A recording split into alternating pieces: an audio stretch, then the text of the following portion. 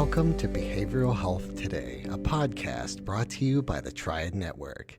This podcast is designed to share trending topics occurring within the world and our communities and bring them a behavioral and mental health perspective. Welcome to Behavioral Health Today. I'm your host, Sharlee Dixon, and today I'm joined by Melissa Connor-Santos. Melissa is the founder and CEO of Oceanview Behavior Solutions and a nationally recognized expert in applied behavior analysis and ACT therapy. With over 15 years of experience, she works at the intersection of clinical excellence and compassionate care, consulting with schools, training professionals, and mentoring families. She is a full-time ABA faculty member at Felician University, a certified PFA SBT Level 6 Supervisor, and a leading voice in school-based behavioral support. Melissa also brings a personal lens to her work as a parent of a child with a behavioral disorder, an experience that deepens her commitment to ethical, strengths-based care. We're excited to have Melissa on the show today to explore how acceptance and commitment therapy, or ACT, can be used to bridge gaps in traditional social skills instruction for children with autism and behavioral differences, blending evidence-based practice, personal insight, and emerging research to reframe how we support emotional regulation, internal narratives, and long-term well-being. Melissa, it is so great to have you on the show today. Welcome. I'm happy to be here. Awesome. So to get us started today, can you share a bit about your background and how your path went from preschool teacher to behavioral analyst? What types of things drew you into working with children with autism and behavioral differences? You know, I think my origin story is really similar to a lot of people I hear in the field, in that I sort of stumbled upon this role by accident. You know, in my young 20s, I had a bachelor's degree in theater, and I was sort of flailing around as one does at that age, trying to figure out what the heck I was doing with my life. And I began teaching, and I was teaching very young children at that time, almost preschoolers and then later preschool. And I decided to go back to graduate school to get my teaching degree, because it was just one of the only jobs in that time in my life that I realized that I was sticking with. So I would do another job, and I would be there for a little bit, and then I'd be like, "Oh, I really don't like this," or like, "This really isn't for me." But then I would do some sort of teaching job or some job with kids, and I would stick around for a longer period of time. And so that was sort of when I finally was like, okay, like, I think this is probably it for me. I better go back and get some more education. How I ended up in special education and then later in specifically children with autism and other neurodevelopmental disabilities was, like I said, kind of an accident. I was working as a preschool teacher of, standard general education preschool kids, right? And I was making no money, like none at all. No. Early childhood educators make very little money, and they make even less money when they're doing it in some sort of private school, which is exactly what I was doing. Yeah. And I was going to grad school, and I was talking to somebody in my class whose name was also Melissa. Interestingly enough, we were the two Melissas in that class. And I was having some conversation with her about what I was doing. And I think I was sort of lamenting probably not making any money and needing to make more money, or having 4 different jobs in addition to this preschool gig I was doing. And she said, "Oh, you should come work and apply at the school that I'm working at. We're always looking for people." And it was a specialized school for children with autism. And at this point in my life, I had no interest in working with special ed kids. The goal was to be a kindergarten teacher in a public school. Like, that was like what I had planned to do. Is I was going to go work in kindergarten, and I was going to work in general education. But I ended up going on the interview, and they offered me the job. First of all, they were like paying me a salary, like not hourly, which was like, it was so That's much a big money deal. at the time.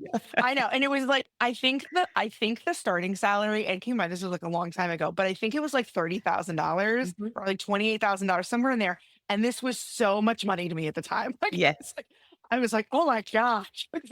Now I think I'm like, now, oh my gosh, you couldn't survive on it's so hard to survive on that. But at the time, that was so much money to me. And the other thing was that I was like, well, you know what? In about a year, I am going to have to go do my student teaching for my graduate program. And you know what? Mhm. This will look really good on my resume. Like I can put on my resume that I've worked with special ed kids, but then I'm going to go leave and I'm going to go do my kindergarten teaching thing. But this will look really good. Also, at this time, it was really, really hard to get a teaching job. It was just a different, now you hear about how there's all these openings and things like that. But at this Yeah. time, it was really competitive to get a teaching job. So I was like, okay, this is going to look great on my resume. This is going to give me an edge. So I took the job. I left my preschool job. It was like I said, it was a school that was for specialized kids that weren't in their home districts. They were sent, to this district Mhm. because the district couldn't support them, which was pretty common at that time, right? Yeah. Much Yeah. more common to see more kids staying in their public school districts now. However, I was really bad at the job at first. I was used to being like, I'm going to admit that. I went from being everyone's favorite preschool teacher. I was that teacher that parents would request to be in my class. And then I don't know, I really was struggling, but I figured it out and I got better at it. And I I still had this plan in place, but I was like, I'm going to see this out. And then that was it. It was time. It was time for me to go to do my student teaching. And so I went to the principal and I gave my notice. I said, I have to give my notice because I have to go do student teaching, which was full time. Like you couldn't do that and still work a full time job. Right. Yeah. And she was like, okay, sounds good. I was like, I'll be done. And I gave him tons of notice. I was like, 2 months, something like that. She ended up pulling me back in, I don't know, maybe a week or two later and said, hey, if we could promote you to a teaching job here, because at the time my role was as a paraprofessional, and I could figure out how to get you your teaching hours to get you your teaching license, would you stay? And I was like, well, that's kind of a no-brainer because I'll be getting paid, right? I won't Right. lose Right. my Yeah. job, right? And so I said, sure. And they said to me, here's the caveat. You're going to have to work with the teenagers. It's a role with the teenage group. Yeah. And I think the youngest student in that class, this was a mixed group because, very small school, right? I think the Right. youngest student in that class at the time was maybe like 14, and the Mhm. oldest was maybe like, I want to say like 16, right?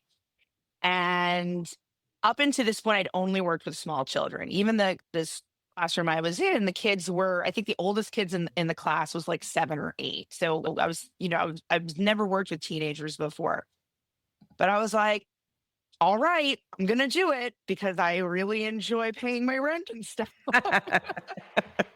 And so they brought me into this classroom, and they said, hey, we're going to get you coverage in your normal position. Just watch. You're just going to hang out and watch for the day. And I always say this was this was it. This was the moment.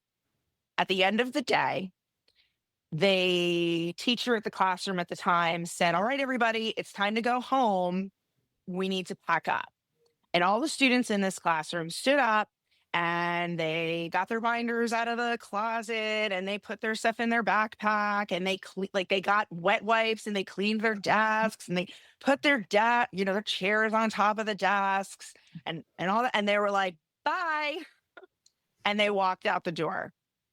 And literally my mind was blown because this was a school that really was only inhabited by students with level 3 autism. These were more profoundly affected individuals. And so the young kids that I was working with at the time really needed just like this painstaking amount of intervention, right? When you Mhm. work with really little kids, you're working with early intervention. It's real tedious. Yep. You're doing all this minutia all day long because they can't do Lots it of for repetition. themselves yet, Mhm. right?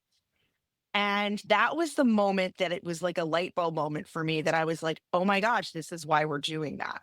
Yeah.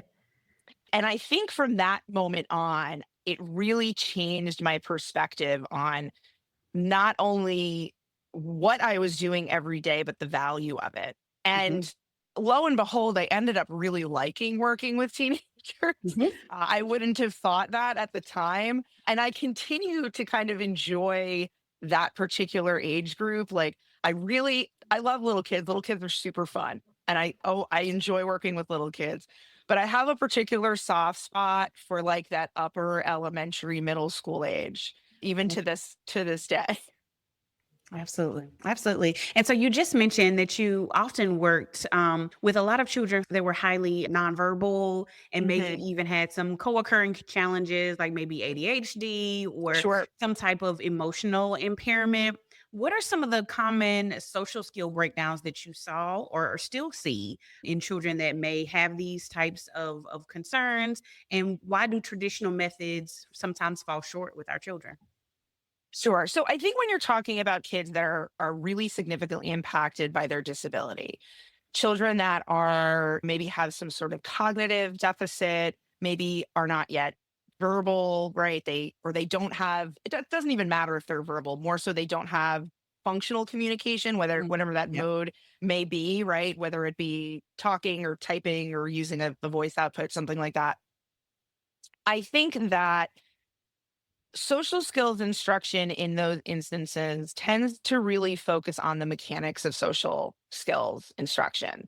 So, how to ask for someone to share with you, or the steps of putting together Legos with somebody, or the steps of turn taking, right? And I think that's really valuable. And I think for children that do have more significant cognitive impairments, that's absolutely where you have to start, right?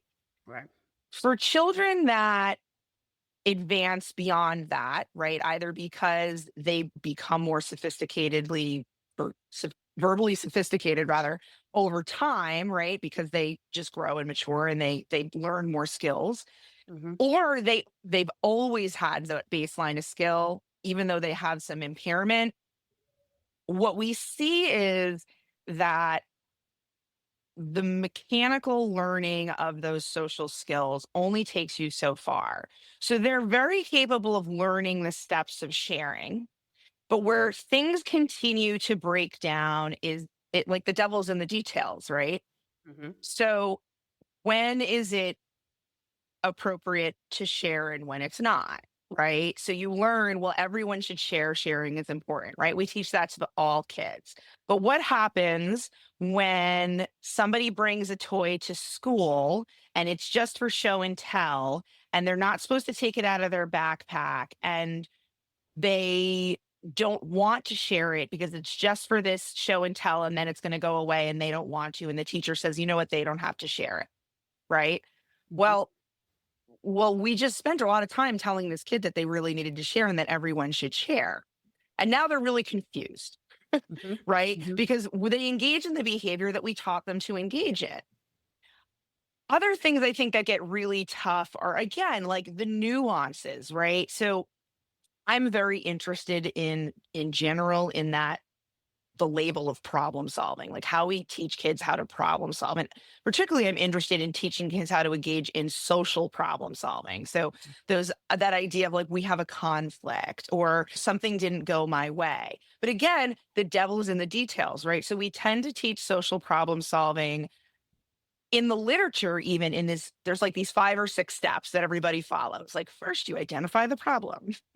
And then you identify who the problem it affects. And Hmm. then you identify a few possible solutions to the problem. And then we try a solution, right? And Yeah. and that's how you're taught to engage in problem solving, right? Hmm. And I think there's benefit in that, right? It absolutely helps you to develop problem solving skills. But again, what happens when the solution doesn't work? What happens when the solution isn't the one you wanted? Hmm. So I did all the steps, but my friend is still mad at me. Yeah. Or I did all the steps and I still didn't get invited to the birthday party. Hmm. Right. And that happens a lot. And so that is where I think it really breaks down. Understanding the nuances of social problems. And absolutely, once you get into the teenage years, let's face it, those nuances get real sophisticated real fast. Yeah. Oh, yeah. right? I mean, if you ever worked with a middle schooler, seriously, like from 5th to 6th grade, it's like the world changes, right? Yeah. So all of a sudden, now not only are you having to deal with all of these complicated social rules, but now the rules have become almost like hidden, right? Like they're under the Mhm. surface, right? Nobody Yeah. actually talks about the rules. Everybody's just supposed to understand them. And Mhm. now I have a deficit, right? I was having trouble understanding the rules when the rules were obvious. Now you're telling me that there's hidden problems, right? That's great. Like, so Right. I think that becomes problematic for kids. And then, like I said, dealing with problems when the solution doesn't go your way. Mhm. I think we're really, really good at teaching possible strategies for how to engage in social skills, address social problems, but we're not so good at teaching students how to kind of deal with disappointment or deal with things not going their way or coping when things are maybe just not so great in their lives. Right. Right. And that's, I think, where we really start to break down. And I think a lot of people are concerned about those issues. I mean, nothing I'm Mhm. saying is like super groundbreaking. If you look at just, I mean, even like the news or, Mhm. social media, people are talking about this stuff a lot. Absolutely. And I think we've made a lot of progress in terms of answering some of those problems, but we're not quite there yet. Absolutely. And all of the things that you've mentioned are issues and concerns of social skills with all children, not just those who Yeah, suffer with absolutely. any Yeah. concern. Yeah. And even as a parent, I have a fifth grader going to sixth grade, and I'm the stuff you were saying, I'm like, oh my God, what are we gonna Oh my do? gosh, middle school's the worst. Yeah, like it is a scary thing. And especially with the world continuing to change day by day and things are happening and we have so much access to what is happening across the Yeah. world and it is all there and all in front of us all the time. Just being able to navigate those things and even as an adult having the appropriate coping skills is something that is a work in progress for sure. Absolutely. And if you just look at data, so we have been attending to just people's mental health. I mean, this is not new, right? Since the 90s. Mhm. CASEL, which is the Collaborative for Academic, Social, and Emotional Learning, that was founded in 1994 because they were concerned about kids' social and emotional health. So this isn't new, but what does the data tell us? It's gotten worse. Now, Yeah. there's probably a lot of reasons for that, right? I mean, you just mentioned kids and adults have more access to things than they ever did before, for better and for worse. And certainly that we had COVID, right? So there's lots of reasons for that. But what we're continually finding is that like the kids aren't all right. The Yeah, students absolutely. report that their mental health isn't great, and again, yes, even children that are not affected by some sort of disability, at least that we know of, are saying, hey, I feel bad about myself a certain number of times a day, or schools are reporting all of these referrals that they got for kids that are saying, "Hey, I'm depressed. I'm not okay." How many times have they had to send kids to the hospital, right? Because they said something Mhm. concerning, right? Absolutely. All of those numbers are up. They definitely are. And we spoke just briefly about my work history. I kind of fell into public education and special education in similar ways that you did. But as a former school social worker within public school education, I know that there's no shortage of these SEL curriculums and programs. When you mentioned Castle and all of the other options out there that schools have access to, there's still gaps there. Can we talk a bit about what ACT therapy is and kind of how they begin to fill some of those gaps? So it's actually pronounced ACT. So that you gotta always say ACT because that's what Steve Hayes says it's how we pronounce it. But acceptance and commitment therapy has been around for a long time. It does stem from the more behavioral tradition in psychology.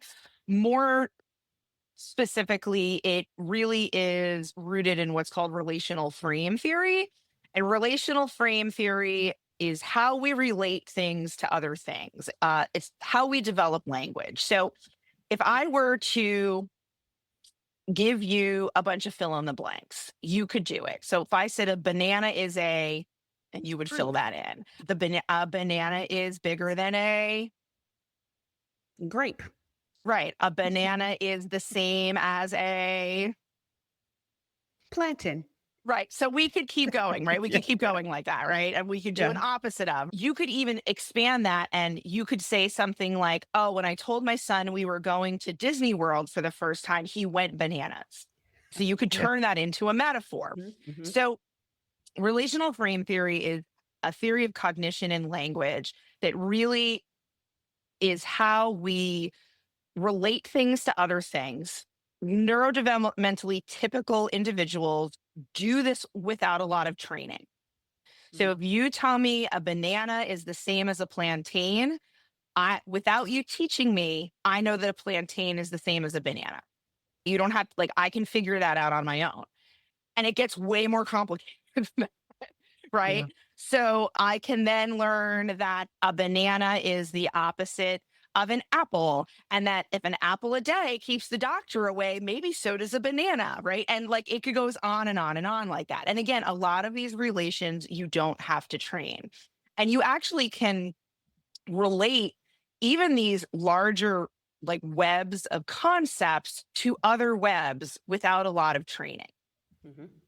And that's really super beneficial, right? It helps you to problem solve. It helps you to engage in critical thinking. It means that you can learn things without being exposed to them, right? So I don't have to do it to learn it. Okay. But it's also has like this darker side in that you can start to overgeneralize the bad stuff. So a common example is you meet a mean dog and the dog bites you, and this was a big dog. And so now you start to associate all dogs with biting you, right? And that's pretty common, right? Now all dogs are scary to me, right? Yeah. Okay, so now all big dogs are scary to me. But now I see a little dog and maybe that's scary to me. And my neighbor's house is associated with a big dog. They have one in the backyard, and now I won't walk by their house because I know that dog might bark. And I went into a classroom and I saw a dog collar, and now I get scared because, oh my gosh, could there be a dog in here? So again, you start to overgeneralize this avoidance and this fear. And that's kind of a very simplistic example with the dog. But think about other not so great things that happen in your life. We get stuck on these rules, right, in our head, sometimes ones that we even make up. And they keep us from doing the things that we want to do. So you might have a child who says they want to make friends, but they generally avoid social situations because what they've learned is to relate friendship and social situations with some sort of aversive consequence. So they had one bad social interaction, right? They get some idea in their head or they somehow learn nobody likes me. They start to generalize that to all these other situations and kids and experiences. And now you have a really antisocial kid who's afraid to engage in social interactions because they have this idea in their head that nobody likes me and they're going to get rejected. So that's kind of the dark side of relational framing. And I could probably give you a million examples of how that sort of plays out. Mm-hmm. So what acceptance and commitment therapy seeks to do is it takes that idea of relational framing and it tries to basically tease that apart. So those damaging relations we make, those unhelpful things that we do, whether they be some sort of over behavior or like, just stories we tell ourselves in our head, it starts to try and tease them apart. And it does so through what's called the hexaflex, which are 6 core processes that are distinct from one another, but related. And the 6 core processes in no particular order are present moment awareness or mindfulness, which we obviously have heard a lot about just in general. Mm-hmm. Diffusion is this idea that you don't need to be, or you can remove yourself from your thoughts. So again, that thought, nobody likes me. I can engage in certain act-based exercises that helps distance me from that thought and realize that that is just a thought I am having. It is not a literal truth. You then have self as context. Self as context is probably the most challenging, I think, even for adults to understand. So it can be a little bit more complex for kids, but it's this idea that to some extent, I am always who I am, no matter the situation I'm in. So think about a tree. A tree is still a tree, whether it's fall or winter or spring or summer, right? But things about the tree changes. So I'm still me, regardless of my situation, but also who I bring to the table in certain situations may depend on the context. And that's perfectly okay. I'm a different person at work, slightly different person at work than I am probably than with my best friend. Mhm. I'm still me, I'm still Melissa, but there's elements of myself that sort of present themselves and how I behave in those different situations. Acceptance is probably the thing, at least in my opinion, that's most radically different from a lot of mainstream psychology approaches. Because in a lot of mainstream psychology approaches, the idea is something I'm thinking a bad thought or I'm feeling a bad feeling. And Mhm. how do I change that? Yeah. And how do I make that go away? Right. We're like inundated with that in our culture. Like reframe your thoughts, Mhm. focus on the good, take a walk, listen to a podcast, right? All of Yeah. that, all that. And none of that stuff's bad. Like, yeah, you should go take a walk. That's good for you. Like you absolutely should do that. But there's been actually a lot of research that shows that when you are very focused on this idea of like, I have to be happy all the time, and cultures that put a lot of value on happiness, which I think we probably can agree American culture tends to do that. They sort of put a premium on you should feel happy and you should feel great all the time. Those people actually end up feeling worse when they have feelings like anxiety or depression or things aren't going their way, and they end up feeling a lot worse about themselves because they can't seem to fix it. So acceptance is really is kind of the opposite of that. It's, you know what, I feel anxious or I feel not so great or I feel depressed. And maybe I have to kind of lean into that a little bit rather than trying to push it away, because pushing it away doesn't really work. It just pushes it under the deck. Think about a boat and I'm just pushing it below deck. I'm not really dealing with it is really, really what it is. Yeah. So that doesn't mean you shouldn't take your depression medication if you need to, or your anxiety medication, or you shouldn't engage in other behaviors that help alleviate those symptoms. But it is saying that it's like kind of okay to feel that way. Like it's okay for things to not be okay. And can you accept that things are okay and still do the things you care about? Which leads to the next process, which is values. And values are what you care about. Adults will often have kind of those larger esoteric things that they say they value, right? Being a good friend, being a good parent, feeling self fulfilled. Adults typically be capable.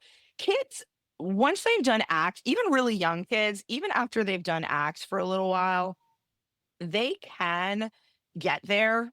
They can talk about those things. Maybe not the same way you and I would, because they're still kids. But little kids will say, "Yeah, I want to be a good friend," or like, "I want my friends to like me." Mhm. But realistically, sometimes it does start out as like much smaller things. They'll be like, "What do you really care about? What do you value?" And they'll be like, "I care about playing Roblox."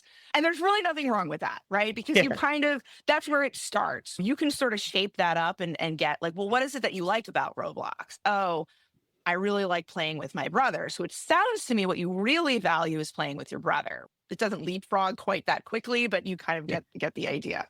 Yeah. Yeah. And again, values are contextual. So what I care about at work is probably really different than what I care about at home. Mhm. Not that there's never overlap, but it's okay to have different values in different places. So your values might be contextual, both because of setting or even because of the nuance of the situation, Mhm. right?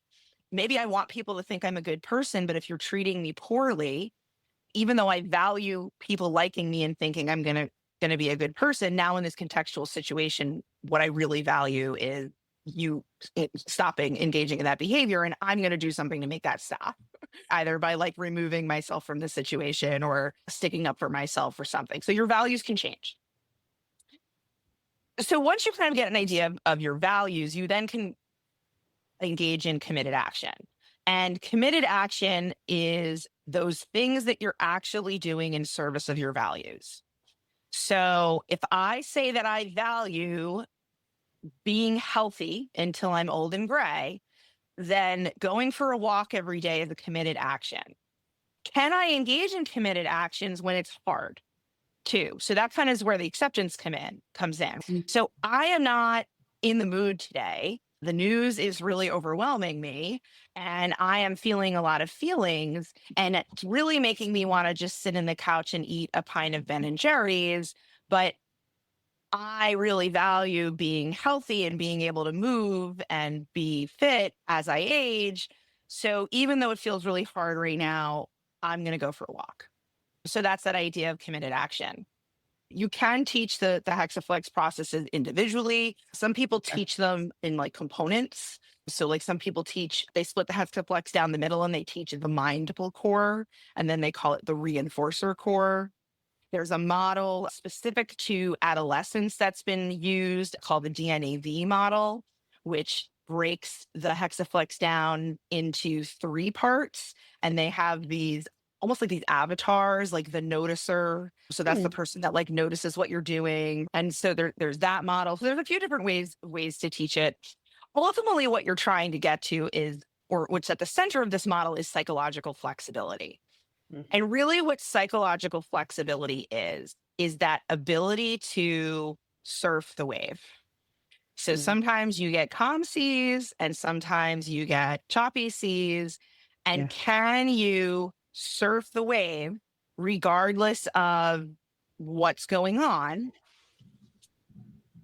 and get to this place where you are reacting to things in a more flexible way and also in a way that, again, is contextual.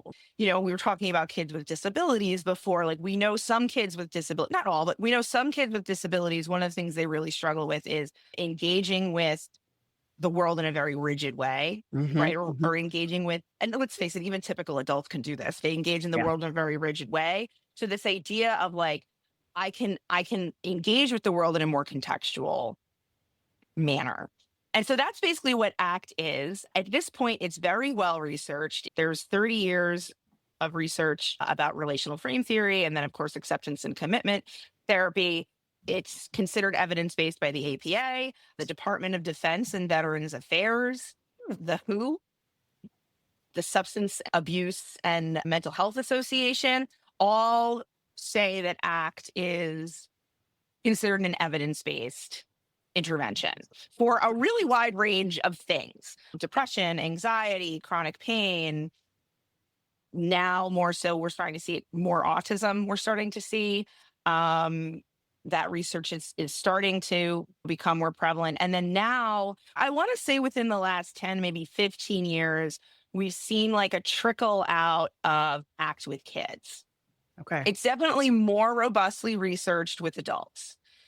Now like I mentioned, that DNAV model, we've seen that a little bit, and we're starting to see more ACT studies with kids. There was a meta-analysis done in 2020 by, I believe it was Fang.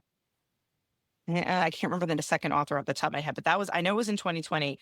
And they looked at all of these studies on ACT with kids. And basically the outcomes are promising. It's certainly better than nothing. So it's better than treatment as usual. There's sort of a question still for particular diagnoses, things like depression and anxiety. Is it any better than traditional cognitive behavioral therapy? Early studies suggest like maybe not, but there needs to be a lot more studies as to like, who is it most helpful with? The other thing we're starting to see is ACT almost as preventative. So we were talking about social and emotional learning in schools. We are starting to see ACT get infused either in full on, like this is an ACT-based curriculum in SEL, or it's somehow infused into some other sort of standing SEL curriculum. So we're starting seeing it applied in a more preventative way. So everybody gets some of it, and can it help over the long term? I know that there is at least one longitudinal study happening right now in Hawaii in schools that is looking at that is looking at like, we apply it to these kids, we're going to apply it the next couple of years, and we're going to compare them to another group of kids that didn't get it. What does stuff look like in terms Right. of their tardies or their grades or their write-ups, their discipline write-ups, Behavior. things like that.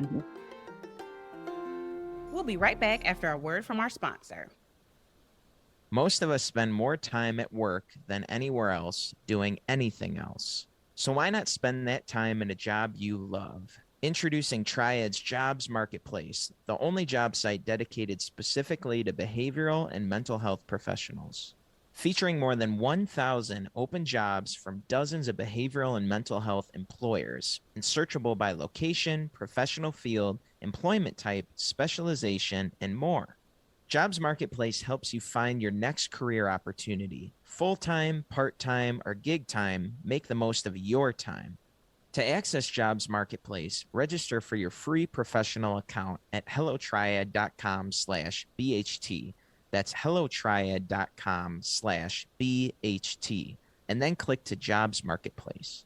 If you're already a member of the Triad community, visit app.hellotriad.com/jobs. That's app.hellotriad.com/jobs.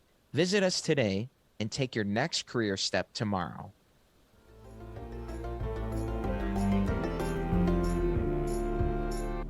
Yeah, because that was going to be my question. Just kind of listening to the hexaplex of and all of the ideas and the things that go into it. It does seem like a school or a classroom could really use it to teach SEL strategies and be more, I guess, proactive instead of waiting for the reaction to happen. We just talked a lot about how our children are already struggling, and so being able to equip them on the front end seems like a much better approach to seeing some positive change, or not even seeing any of the, I can't say any of the negativity, but some of those negative behaviors that our children experience.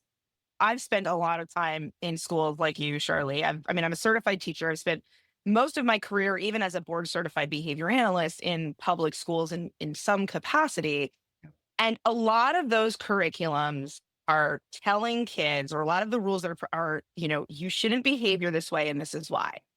And you should focus on the good stuff, or this is the appropriate way to act, and this is the inappropriate way to act. But again, what happens when you didn't make the soccer team and you're really upset about it, right? Or you just don't feel that good today, or you're in a fight with your best friend, right? And like, sure, you shouldn't be acting out in class just because those things happened. But if you're really focused on those things, just like all of us, right? When something stinky happens in our lives, we all do that. We all bring it to work with us, and we're all like, I'm just not in the mood for this today. Yep. So now let's like take it a step further. So that's the stuff that happens to all kids. Everybody gets disappointed.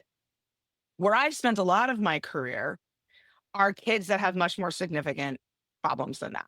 So kids that are experiencing homelessness, kids who have either been abused or been exposed to domestic violence in some way, children that don't have enough to eat, children who have parents at home that have their own cognitive limitations and so can't provide them with the safe environment that they need, kids that have been removed from their parents. So now you're trying to tell this kid that the most important thing that they need to do today is their math.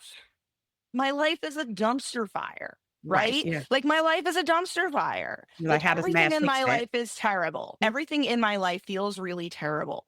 Yeah. You can't reframe your thoughts out of that.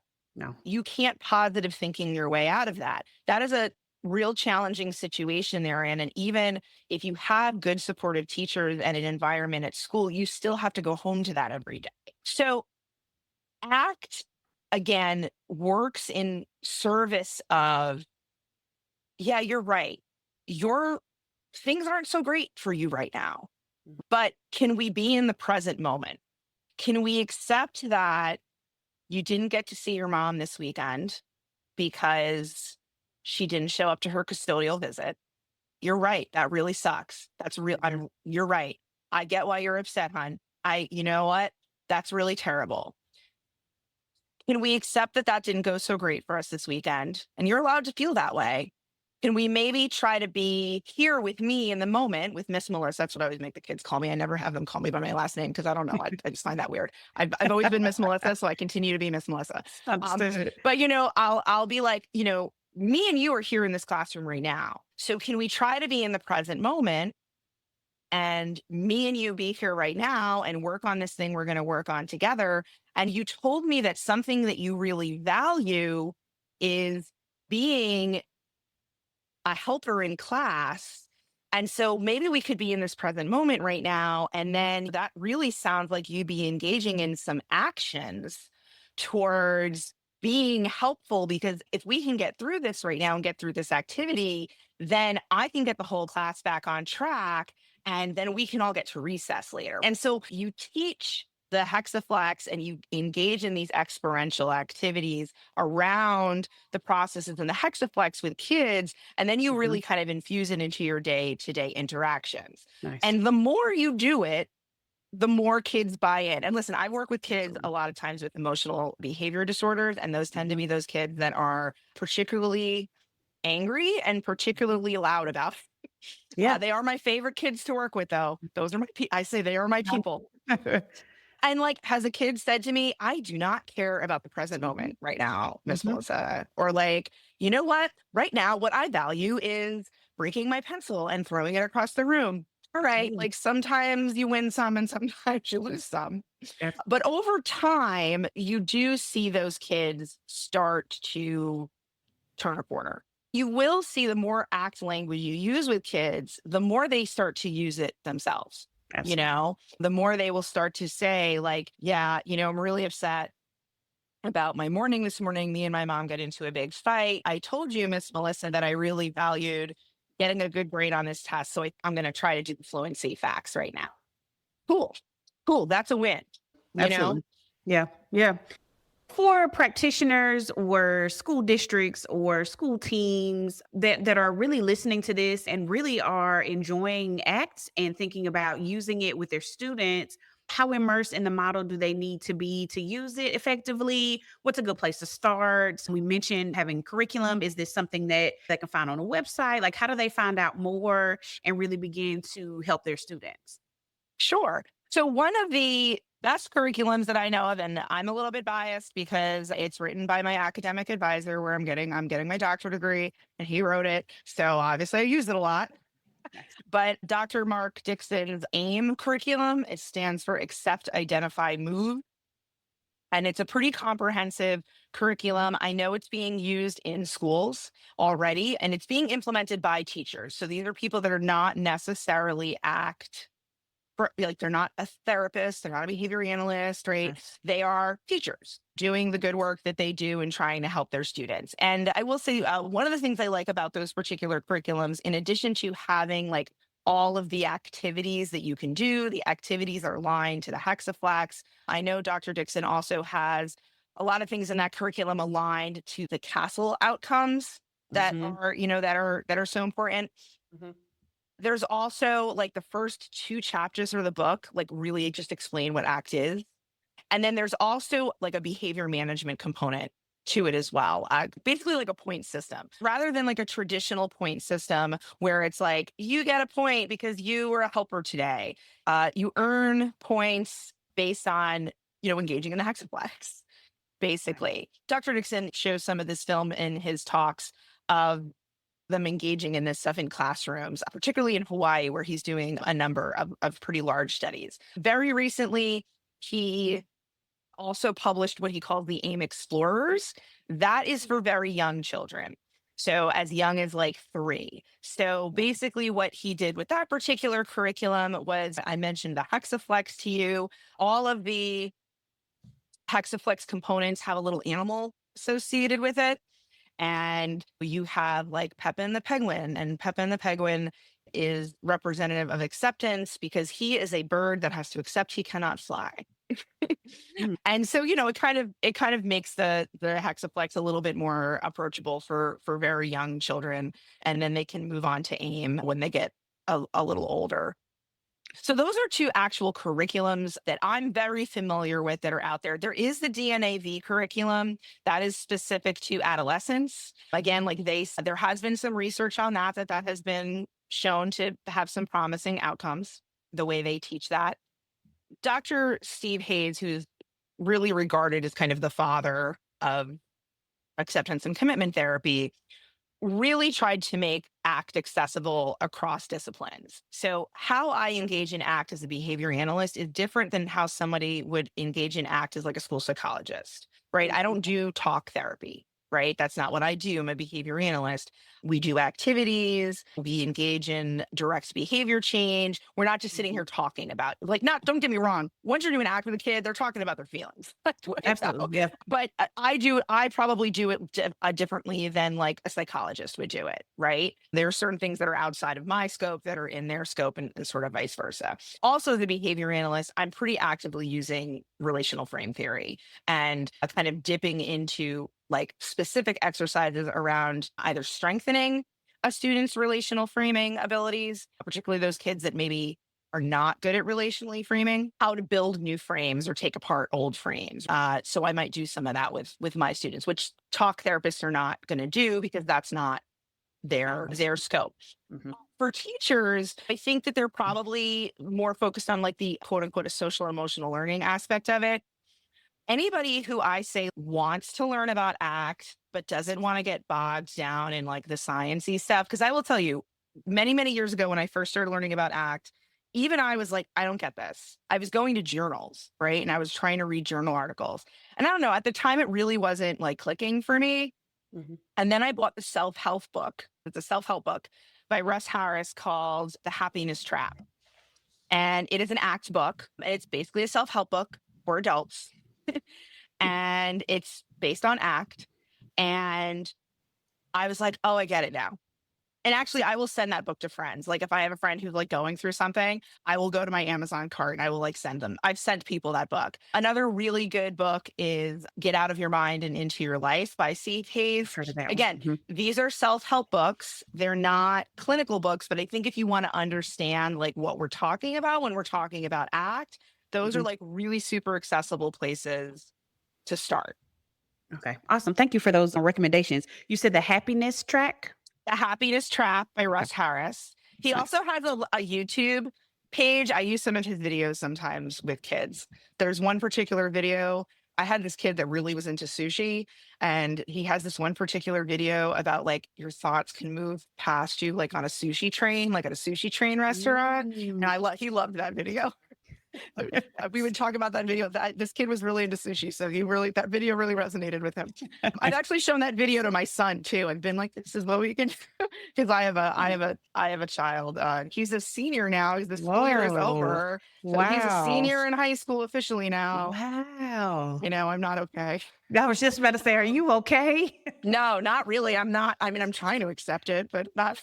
Man, because I'm like just going to 6th grade and you're a senior. That is heavy.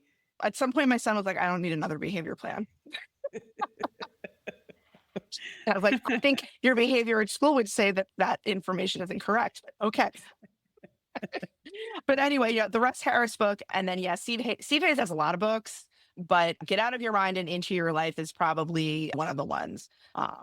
That's a good place to start. Again, if you're like a teacher or just like a lay person that wants to learn about acceptance and commitment therapy without having to dive into like the minutia of the research. Mm-hmm. Absolutely. Absolutely. And so as we get ready to come to a close, I know that there is a lot of research happening and some new curriculum potential for ACT interventions with preschool age children, maybe even some neurotypical children who have challenges. Where do you see or where do you hope to see the future of ACT going? What does that look like for other behavioral analysts like yourself? Like what's next?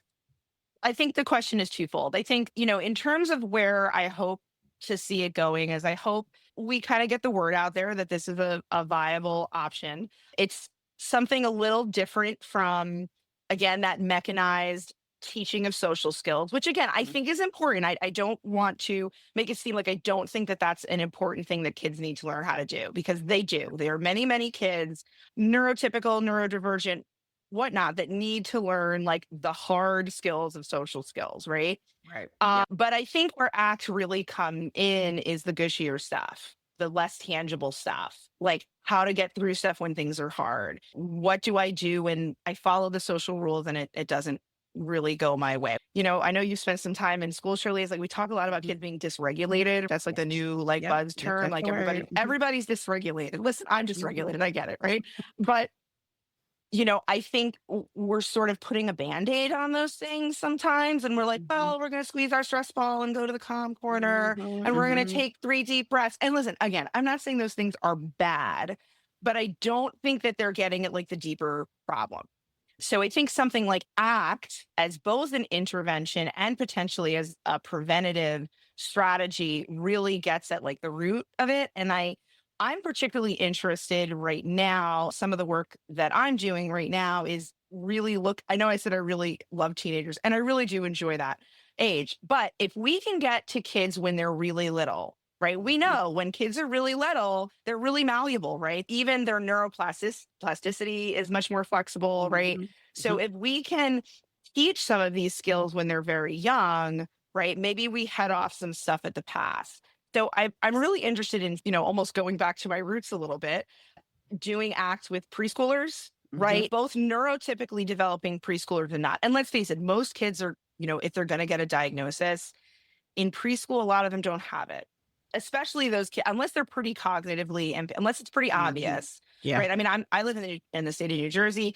I think the average diagnosis age in New Jersey is something like 4.5, 5. I live in a pretty on top of its state, right? Yeah. This is a state that's like people move here to New Jersey. I know that's crazy. You're like, people move to New Jersey? Yes, they do. We have very nice beaches, but people move to New Jersey in order to get services because we are known for having really good services here, both in school and out of school. And a diagnosis at 5 for something like autism is considered a late diagnosis. So if we can't do it till 5, it must be, and I know it's worse in other states. Preschool kids, unless it's, again, something pretty significant is happening at that age, a lot of them are undiagnosed. And maybe we can start doing some stuff now, getting into not only public schools, but also into like those private preschool type programs, those daycare type programs. And we can start teaching kids so that they don't need the calm corner as much because they're starting to learn how to ride the wave and think about disappointments and things and they can kind of regulate themselves at a much earlier age, right? Absolutely. And again, we're not having to do as much intervention later, right? When kids are already, when kids and then later adults are really like stuck. So that's one area that I see it going in more generally. I'm a behavior analyst and you asked about behavior analysis. I think when we talk about behavior analysis, we're seeing a real growth in the interest of acceptance and commitment therapy as a tool in behavior analysis specifically. Right now, something like, I haven't looked at the numbers super recently, but something like 70% of working behavior analysts work in autism. And that really has to do with the funding streams primarily. Now, I've really worked a lot outside of autism because I've primarily worked in public schools, which I think is, where you're going to be working with if you're a behavior analyst, because in a lot of funding streams right now in healthcare, if you're a behavior analyst in a lot of states, the only way you can get that therapy funded is through a diagnosis of autism. So I think one is that I hope that we see more behavior analysts getting trained in relational frame theory and behavior analysis. So this is the tool in their toolbox. Because when I talk to behavior analysts, I did a talk on ACT just a week ago for an organization. What a lot of people tell me is once kids become very sophisticated verbal kids, a lot of behavior analysts don't know what to do with them anymore. And they go, well, I got to send them to a psychologist if you can do ACT. Right? Maybe you do. As well, I've certainly worked on interdisciplinary teams, but I've had many people call me and say, can I discharge this kid to you? Because I know you do ACT, right? And I don't know how to do it. Or like this kid has become too verbal or too sophisticated, or their problems, and I think they need acts, but I don't know how to do it. I think they need RFT and act. I don't know how to do it. My agency doesn't do it. Can I discharge them to you? Or do you know someone I can discharge them to? So Yeah. I really do hope to see more behavior analysts being able to do this work, because I think that will be able to help a lot more kids, Mhm. and a variety of different kind of kids. And then I think big picture, what I hope for, and I think a lot of behavior analysts hope for, is that we got pigeonholed into autism because we're good at it. And all that parent advocacy, right? From Mhm. parents who said we need this therapy. And it's been a wonderful thing. But now we seem to be sort of stuck there, Yeah. where people are like, oh, well, you can't do other things. And that's not true. Behavior analysts do tons of other things that have nothing to do with autism, some that don't even have anything to do with people or kids. So I think what I hope is that we continue to publish and we continue to show that we can get results in behavior analysis through ACT with children with a myriad of different diagnoses, and then get it more widely recognized and then ultimately paid for by, for example, health providers. So that way we can help more kids, because, the bottom line is, if you can't get it through your insurance for many of these families, they simply don't have access, Mhm. and only the people that have the money to pay for private pay have it. So that's sort of what I hope for behavior analysts, and, big picture. Got you. Got you. Thank you for that. And so, as we begin to wrap up today, where can our listeners learn more about you, ACT, and your work with Oceanview Behavioral Solutions? Sure. So I have a website. It's www.oceanviewbehaviorsolutions.com. I actually just made an Instagram page. There's nothing really on it yet, but maybe by the time this podcast comes out, there'll be some action there. It's at Oceanview Behavior on Instagram. I'm going to be posting there. I'm pretty active on my personal LinkedIn account. So it's Melissa Connor-Santos. I post a lot of things on there. I talk about, I'll post my speaking engagements and things like that on LinkedIn, or conferences I'm going to be at. Primarily, my company does consultation. So it's really just me at this point. But, I provide consultation to companies, I provide workshops, and I also provide mentorship to individual BCBAs that are looking to become more proficient in areas such as public school work, ACT, and also what's known as skill-based treatment. Practical functional assessment is skill-based treatment, PFA SBT. So I provide all of that. Within the next few months, I want to say I'm hoping to roll it out. I am planning on offering like a program for individual BCBAs that want to become more proficient in ACT, like a structured mentoring program. It's going to be 6 to 8 weeks, where you will come with a particular client in mind, and I will help you work in small groups. It's probably going to be a very small group that I'm going to offer to it at first as a pilot. It'll be pretty deeply discounted because I'm just getting it off the ground. And then we'll meet once a week and kind of go over case review and stuff like that. So if you go to my website, or, follow me on LinkedIn or Instagram, that will be rolling out, within the next month or two. So listeners can stay tuned for that, and hopefully they'll consider joining me on my ACT adventures. Very nice. Well, Melissa, I, for one, will be following you on your socials so I can see what's coming up next. And I really appreciate you speaking with us today. Absolutely. It was a great time. Thanks for having me. Absolutely. And thank you to our listeners for taking the time to join us. You can follow us on our social media at Instagram, TikTok, LinkedIn, and more. We're even on YouTube at Behavioral Health Today. And if you like our show, please be sure to give us 5 stars and leave us a review. That helps our show get discovered and share the valuable insights in each episode.